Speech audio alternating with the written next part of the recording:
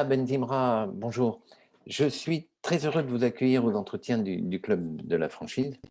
Vous êtes directrice artistique spécialisée en gastronomie. Vous travaillez dans cet univers-là et en particulier ou entre autres pour le Leaders Club, qui est aussi un partenaire du Club de la franchise. Parlez-nous un petit peu de votre métier, de ce qu'est la stratégie et la communication dans cet univers-là. Merci beaucoup Yves, voilà, de m'avoir contacté. Je suis vraiment ravie d'être avec vous et d'autant plus que, comme vous l'avez dit, le Leaders Club France est un client historique.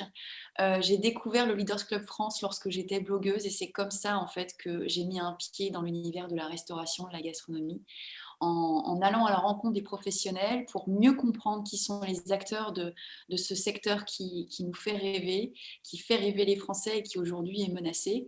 Et c'est vrai que lorsque j'ai commencé mon activité en 2015, le Leaders Club était l'un de mes premiers clients. Euh, je les accompagne encore aujourd'hui sur la stratégie événementielle, c'est-à-dire la création des contenus événementiels, comment se distinguer, comment revendiquer son image de marque à travers l'événement qui est un type de média possible pour communiquer son image.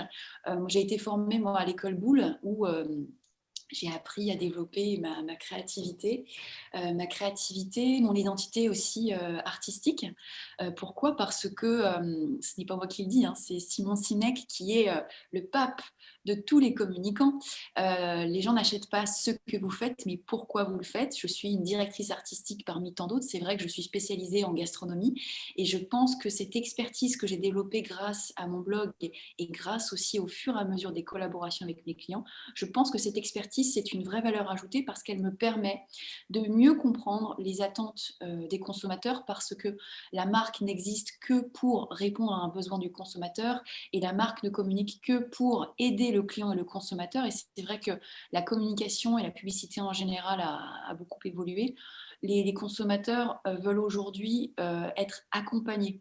Ils n'ont plus envie d'être assommés par des informations à l'effigie de la marque. Ils veulent des informations qui soient utiles à leur quotidien, qui les rendent meilleurs. Et moi, j'ai commencé ma carrière dans les maisons de luxe en parfumerie cosmétique.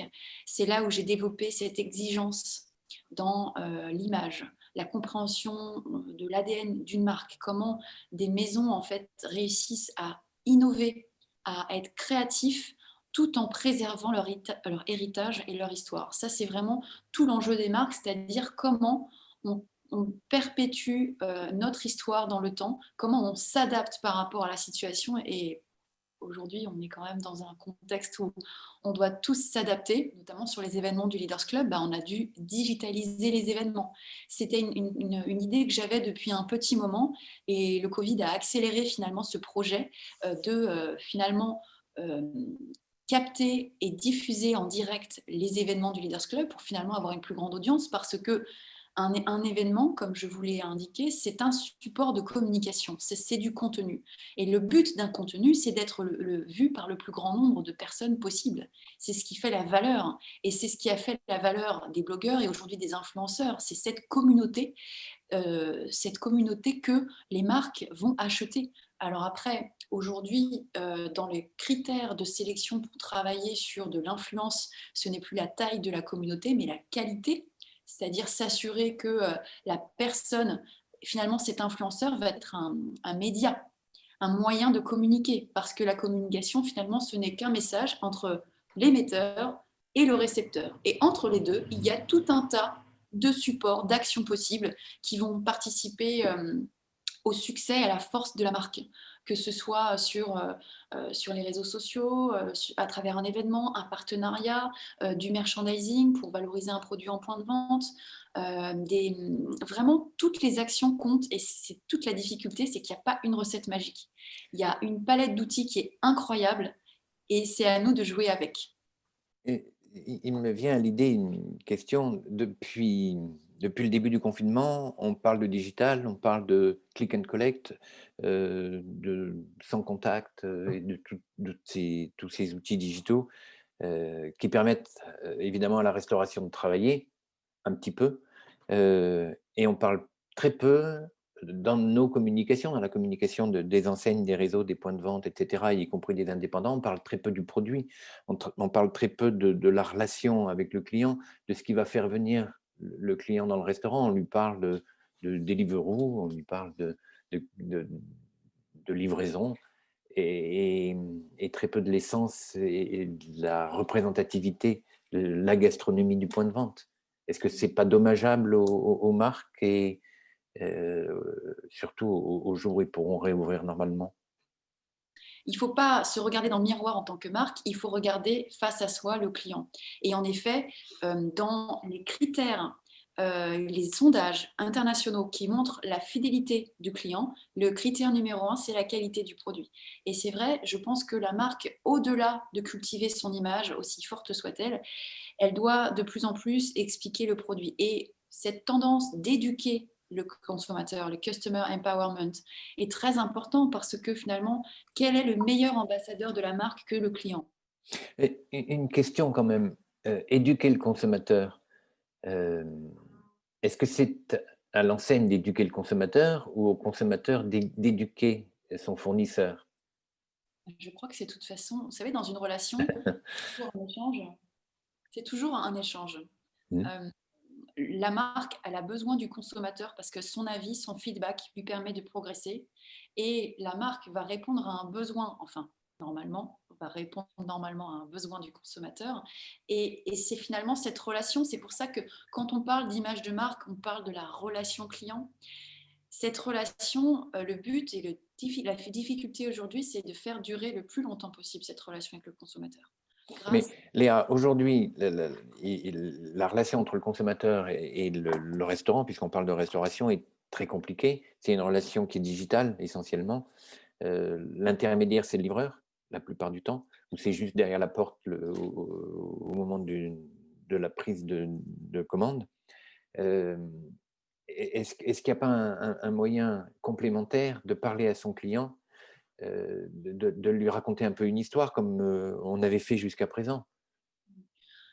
Je suis convaincue que le contenu de marque, entre guillemets, a beaucoup d'avenir. Pourquoi? Parce que la digitalisation, elle fausse les relations. Si aujourd'hui on n'a plus le contact humain, comment on cultive ce contact humain dans cette relation digitale? Par de la vidéo, par le petit mot d'un chef ou d'un restaurateur qui va dire au moment où on scanne avec le téléphone le QR code, on a la vidéo du chef ou du restaurateur qui nous dit bonjour, merci beaucoup d'avoir commandé notre produit. Aujourd'hui, on vous parle de telle recette et ça veut dire qu'en amont, il y a énormément de production de contenu vidéo. Ce que j'ai envie de faire et de vous demander, essayons de faire une checklist. Je suis restaurateur, j'ai une affaire qui fonctionne normalement. Disons que le Covid a disparu. J'ai besoin de communiquer, de me faire une image sans doute, etc. Comment ça va se passer? La première étape, c'est quoi? C'est vous qui allez essayer de comprendre quel est mon ADN et ensuite m'en parler? Enfin, La première étape, c'est toujours de faire un audit, d'échanger avec le client pour savoir quelles sont les actions qu'il a déjà menées à date, avec quel prestataire il travaille, quelle est son histoire et quels sont ses objectifs. Mon rôle en tant que directrice artistique, c'est d'être un chef d'orchestre et de continuer finalement à impliquer les personnes qui sont partie prenante dans l'histoire de la marque parce qu'elles connaissent mieux que personne la marque, le produit et surtout le client. Donc d'abord, numéro un, c'est un premier audit pour comprendre exactement là où j'ai une vraie valeur ajoutée, parce que vraiment le rôle du directeur artistique, c'est de garantir la cohérence de l'image, quels que soient les supports de communication. Et donc, en complément des actions qui sont menées, en complément des prestataires ou des collaborateurs, des compétences internes à l'entreprise, je vais, grâce à mon réseau, apporter les réponses, les actions utiles à la marque. Est-ce que c'est des réseaux sociaux? Est-ce que ça va être en effet de l'événementiel? Est-ce que ça va être de la création de contenu vidéo de manière à ce qu'on puisse en effet continuer de communiquer avec le client et surtout lui dire à quel point on l'aime hein, et on le remercie de commander chez nous parce qu'il faut continuer d'expliquer d'où viennent le produit, qu'est-ce qu'on a dans notre assiette, parce que c'est ça que les gens viennent chercher au restaurant. C'est un autre parcours client qui est à imaginer. Au moment de la livraison, peut-être qu'il y a un QR code, le client scanne et on a une vidéo qui s'ouvre avec le chef ou le restaurateur qui donne un message positif de remerciement de fidélité. Et ensuite, peut-être avoir une vidéo qui va expliquer en quoi consiste le plat, quels sont les produits de la saison, de manière à continuer ce lien que viennent chercher les clients au restaurant. La directrice artistique, le directeur artistique est complémentaire du directeur marketing ou du publicitaire. C'est lui qui va initier l'idée, c'est ça? Bien sûr, et ce pourquoi aujourd'hui je suis très très contente d'intervenir dans les grandes écoles de commerce et de marketing, c'est parce que la création seule n'est pas suffisante. Il faut avoir une vision stratégique, il faut être capable de comprendre les problématiques marketing de l'entreprise. Et moi, c'est vrai que quand j'ai commencé dans les groupes de luxe, en tant que créa, on est en contact avec le marketing qui vient nous faire son brief une fois que le produit a été shooté par l'agence de publicité, et nous ensuite on doit développer les outils merchandising et autres actions de communication à partir de ce que le marketing et la publicité ont décidé. Donc c'est vrai qu'il faut quand même être à l'écoute et avoir les clés pour comprendre stratégiquement les enjeux de l'entreprise de manière à être pertinent en tant que directeur artistique, de manière à ce que la créativité et la stratégie soient complémentaires. Et c'est aujourd'hui ce que je propose, et je pense que être capable aujourd'hui de vraiment comprendre les problématiques de marque et du consommateur pour proposer le meilleur support qui soit. Léa, on est arrivé à la limite du temps qui nous est imparti. Je vous propose, comme c'était prévu, de faire une deuxième saison, un deuxième épisode qui sera diffusé dans une petite semaine.